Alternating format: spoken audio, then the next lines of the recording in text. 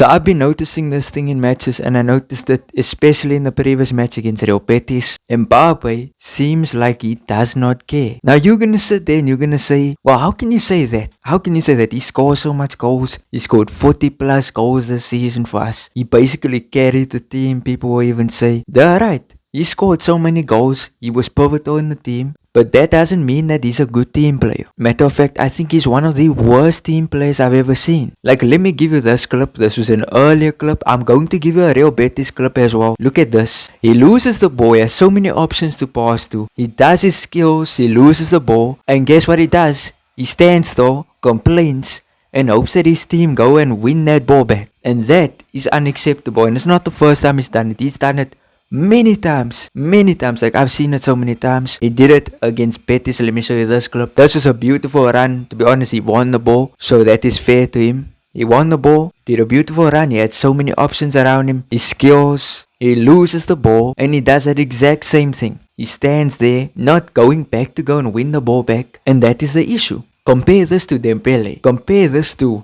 any world-class striker at this top level in today's current day of football. Like, you wouldn't see Harry Kane lose the ball and let the other players go and get the ball for him. Now he will go and try and win that ball back, or he'll at least try. But he wouldn't just stand there and just complain or just do nothing. And then there's even more things I can talk about, like his offside problem. We know how much times he gets caught offside, but I mean against Betis, it seemed like it was on purpose. There was so much times he was just offside by a huge amount. Offside by like a deliberate amount. I'm not saying he's doing it deliberately, but it looks like he just doesn't know how to stay on side. So he scores this goal, but he's way offside. You top it all off with the fact that he doesn't press. This is just one clip I'm showing you, but I can go to the Bayern match where he wasn't pressing. I can go to so many matches where he was not pressing. Guys, this is something you must realize about him. He has done more negative for the team than positive. And I think especially after Xabi Alonso, I don't think there's any way or any manager that's gonna fix this. Maybe Didier Deschamps.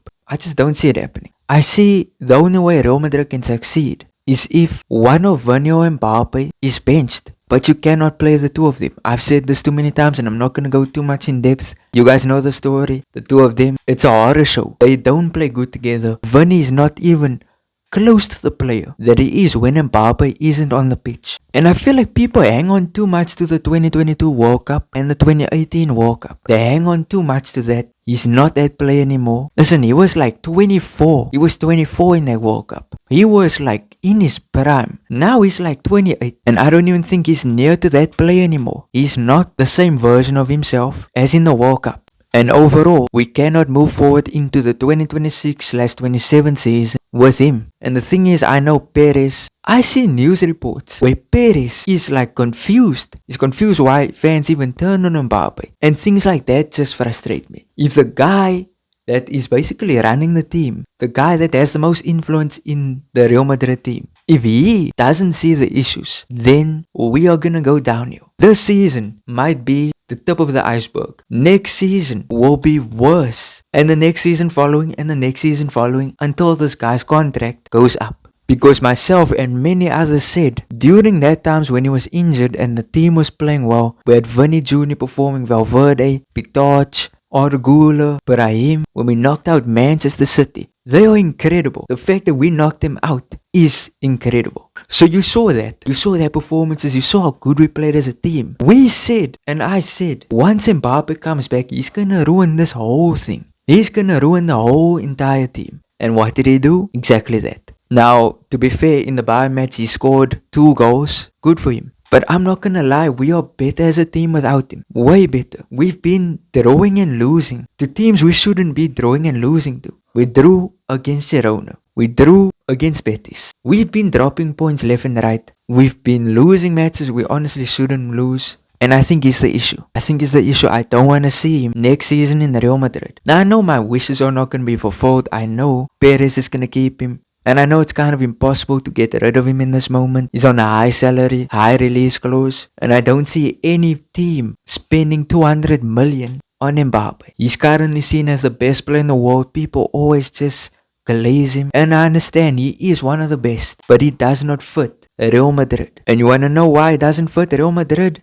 Selfishness. His selfishness is the issue. It's a huge issue. Now I can say the same about Vinny. Vinny is also quite selfish. But to me, Vinny at least put some effort in. Yes, there is some things that's inexcusable about Vinny. There's things that he does that is just questionable. And there's moments where he should be passing, but he goes for shots or just keeps the ball. Now we can complain about all that stuff. That's why I'm just so much on the mindset, get rid of the both of them. And I sound now like a broken record, but it's like, there are people that still argue that Vinny and Mbappe are good for the team. There's still people that say Mbappe is too good. Why are people even criticizing him? And there's people who say the same thing about Vinny, and it's confusing. It's confusing. It's like, what football do these people watch? Do these people even watch the matches? Because I can guarantee you, anyone that still defends Mbappe or Vinny either don't watch the matches or are running a weird agenda or just glazing for no reason. Like, I don't understand how anyone can watch the same matches that I'm watching and that we're watching and come to a different conclusion. How can you watch that Betis match and be happy with what this team put out? How can you be happy?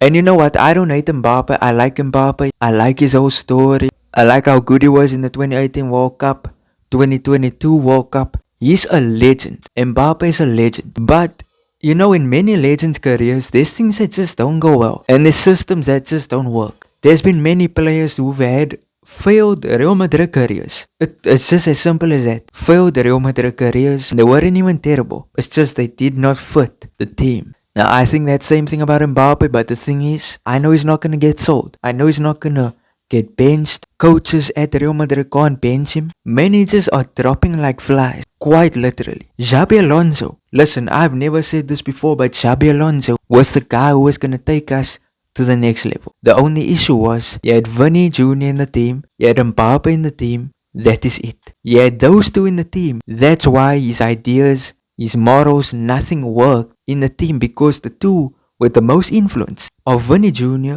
and Mbappe.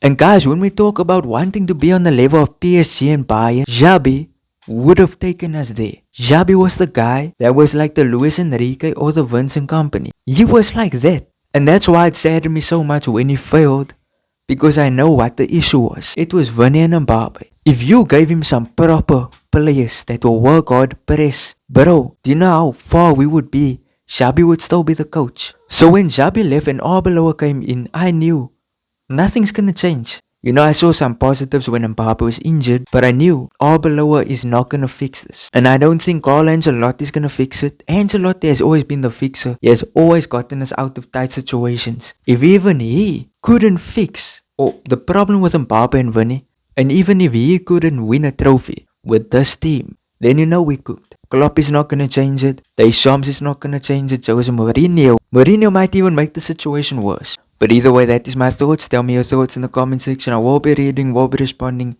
If you enjoyed, smash like on the video. It truly helps out the channel. Subscribe if you have not subscribed yet. And peace out.